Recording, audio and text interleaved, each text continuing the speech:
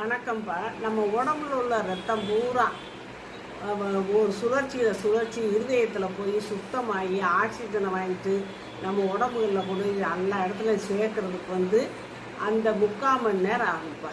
3/4 மணி நேரத்தில் சுத்தமும் ஆகிக்கணும், ஆக்சிஜனையும் எடுத்துகிட்டு வந்துடும். நம்ம மூச்சு விடுற காற்றுலேருந்து வர்ற ஆக்சிஜனையும் இருதயம் பிரித்து கொடுத்துரும். அதனால நம்ம என்ன செய்யணும், அந்த நேரத்தில் நம்ம சுத்தமான ஆக்சிஜனை சுவாசிக்கணும்.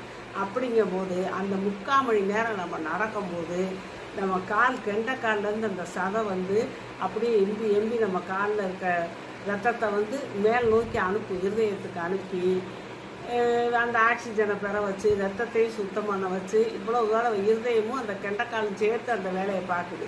அதனால் அந்த 3/4 மணி நேரம் ஏதாவது ஒரு 3/4 மணி நேரம் நல்ல சுத்தமான காற்றோட்டம் உள்ள இடத்துல நீங்கள் நடைப்பயிற்சி செய்கிறது நல்லது.